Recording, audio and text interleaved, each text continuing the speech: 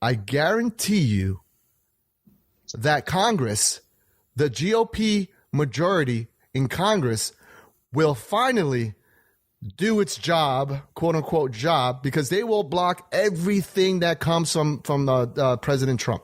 I would guarantee you that for the first time in 8 years, time in 8 years, they will finally do their job. Because that's how much they hate him.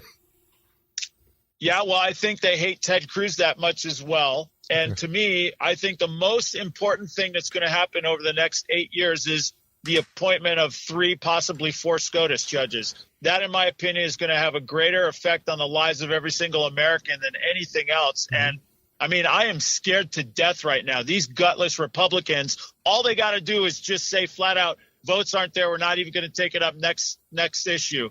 Go golf, do what the Democrats do. Just leave. Don't talk about, but they won't. They'll cave and, they'll put somebody up there. They'll have their spin doctors come out on TV on Fox News. Oh, well, we have to do this. And next thing you know, we get a liberal, justice and man, the wheels really come off at that point. So, yeah. And, that's another thing, if ultimately you have the defense. That's why it was built in. This checks and balances was built in by our forefathers for this particular purpose. Is to make sure that the GOP, quote unquote, the GOP that's supposed to be representing the people, do not put in such a SCOTUS up there that's going to have these type of liberal policies. And at this point in time, I'm not like Obama said the other day, like he's trying to guilt the GOP, by saying, well, the people will decide, ultimately if the GOP is doing the right thing,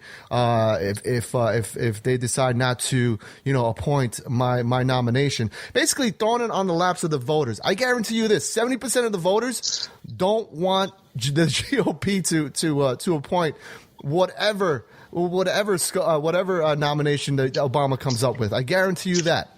But again, he's trying to play that guilt trip, like, hey, yeah. Go ahead. Yeah, I was going to say, the only issue here is there's about, I want to say 5 senators or so that are in blue states that are concerned that if they don't take up this, the SCOTUS appointment, that they may not win re-election. Mm-hmm. And my admonition to them is, if you take up this SCOTUS, if you refuse to take up the SCOTUS appointee process, you might not win re-election.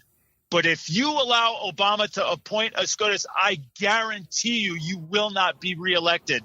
The people in this country that know what's up it'll be a full Dave Brat situation where resources will pour into those states. And I've have it on my list to make sure that all the senators who are in blue states, Republican senators in blue states that are up for re-election this next time, I want to make them famous so they don't even think about trying to put through an Obama's SCOTUS nominee. Yeah, they are so disconnected that I think they don't realize that. No, they don't. They absolutely do not. They are so disconnected that they actually think that it will cost them an election. You know what's going to cost them the election? Everything they've done before this. You know what I mean? That's what's going to cost them the election. Not having somebody, not voting, not appointing a SCOTUS. That's not going to cost you your seat. What's going to cost you your seat is everything else you've done or not done in the last 7 years. Well, as Mark Levin says, what they've done is worse than nothing. They allowed this profligate spending, the Iran deal, Obamacare passage was just that was one of the most disgusting displays I've ever seen. What went on with Roberts rewriting the Obamacare bill as a tax. And then upholding the mandate where they basically said that the federal government can mandate that the citizens purchase a product produced by the federal government. What is happening to this country right now in slow motion before our very eyes is just, I'm astonished. Mm-hmm. I just cannot believe that people are not rising up and grabbing their pitchforks and torches and going to Washington. Yeah, exactly. You're listening to New Media Patriot Radio. I'm your host, Chris, and on the Rebooting Liberty Hotline, I have none other than Dr. Scott. Let's go back onto Rubio, because I have a lot of material for this character. Here you have a guy who is professing to be the next Reagan, Ronald Reagan, and he's trying to morph into him. But this guy, and again, not to harp on Trump, but Trump hasn't seen a mic or a camera that he didn't like.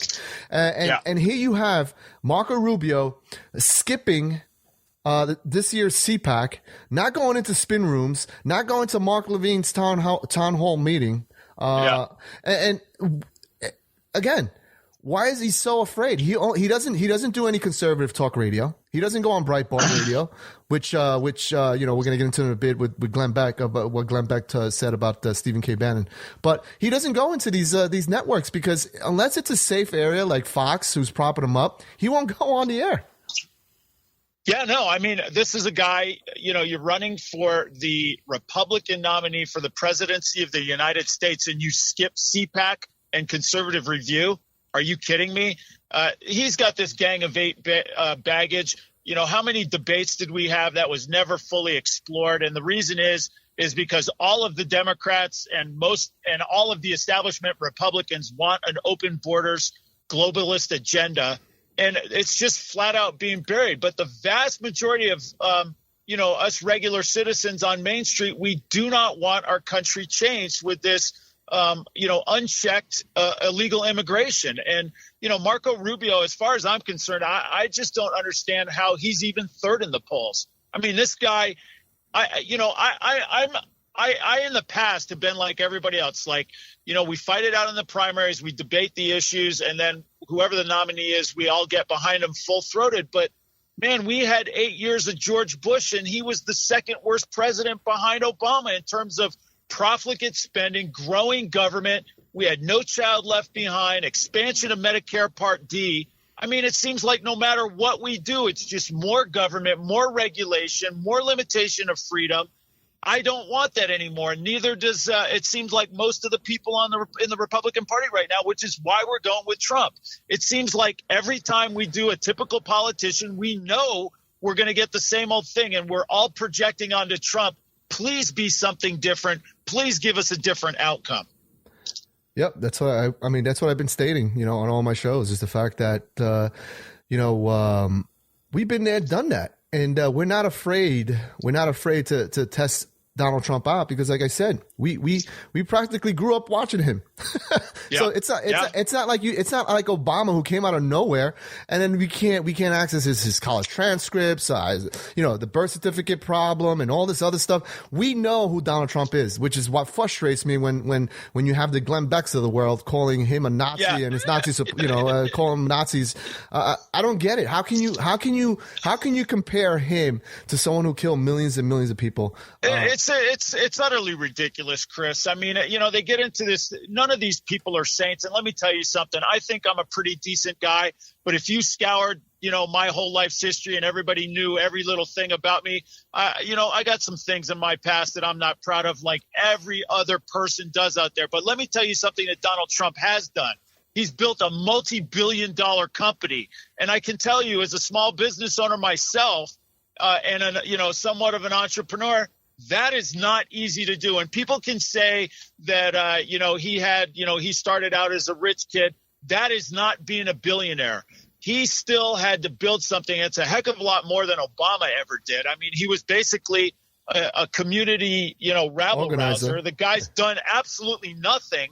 And then he goes to the presidency and is arguably the most effective guy for his cause in the history of the presidency. So to sit there and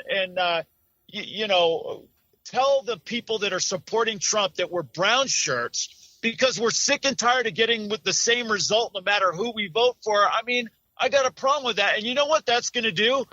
All that does is make us want to support Trump even more. Yeah. Well, it's like everybody says, America needs a CEO. If Donald Trump ran his business like a liberal, it would have been under a long time ago. And not only that, but if you look at any of these politicians, any of them, what have they built? They've built their, how they've built their fortune? by being insider trading, by being career politicians who have access to insider trading. Yeah, and this is how they make their money. They've never built anything, and then they're making money. They're supporting bills. They're supporting bills that of the same people that are giving them access to this insider trading. And then building regulations on their competitors so that they're not competitive any longer. It's a vicious circle of I don't know what to say. I don't know what to call it. Well, no, that's a great point, Chris. Why is it that we never have an expose in the media of all of the politicians that go in with modest means and all come out multimillionaires? I mean, it happens over and over and over again. And, frankly, these politicians are making less money than I do. And I don't understand how exactly they're amassing this great wealth, and the thing is, it's pro wrestling, the media, the government, all this stuff. They engage in these crony capitalist arrangements. And the taxpayers take the hit, people on Main Street. I mean, just the simple thing about 0% interest rates that have been going on for how long now, basically benefit government overspending and the big banks, and they screw the little guy. Well, that's how the average guy makes money. You get your 4 or 5% on your interest of the money that you make over the course of a lifetime, and they've stolen that from us. Hey, they're talking about negative interest. You know what negative interest is, right? Unbelievable. I got to pay you to use my money to make more money. Yeah, exactly. They're talking about negative interest where you actually have to pay to have your money in the bank. It's insane. And again, if the economy was so good, interest rates would have been up already. And I love when these people get into debates with me and they say, oh, well, the stock market is doing well and gas prices are low. Well, guess what? Gas prices are low in spite of Obama and his regulations. It's in spite of him.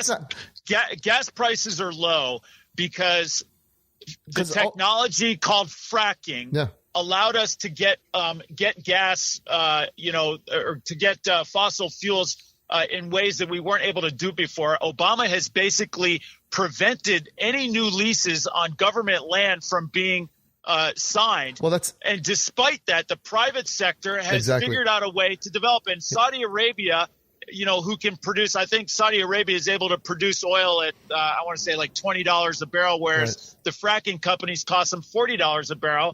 And Saudi Arabia right now is just overproducing because they're trying to break the backs of the fracking companies, and it's working. That is the only reason the gas is low right now. Well, this is why I was going to finish my statement, but this is why it's low. It's because, like you said, you have the private industries who are continuing to frack, while on federal owned lands, Obama has practically he shut it down by like 40%, production down by 40%. Shut it down, yeah. Right, he's basically shut it down, and then you have OPEC, who's continuing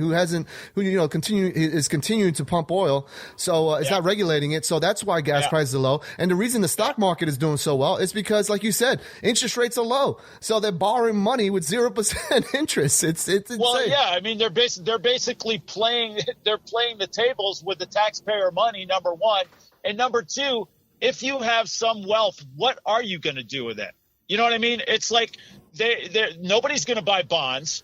Nobody's going to leave their money in the bank or whatever. I mean, there's no place you're not going to invest with the capital gains taxes and all these types of things. I mean, about the only place to park your money is the stock market. Mm-hmm. Yeah. It's crazy. Let's move on to Glenn Beck here. Do you think that Glenn Beck? I tweeted this. I tweeted a poll, and I asked the people, do you think that Ted Cruz should cut ties with Glenn Beck because of his cultish way of supporting Ted Cruz? What do you think about that? Look, I started watching Glenn Beck about 15 years ago, even before he was on Fox. And let me tell you, he was a courageous guy. He pointed out a lot of things like the caliphate, and he pointed out a lot of things that he was mocked and ridiculed, and then he turned out to be right. And I would point that out to people like, look, man, say what you want to say about Glenn Beck, but he's been right, for 10, 15 years, and he gets mocked and ridiculed.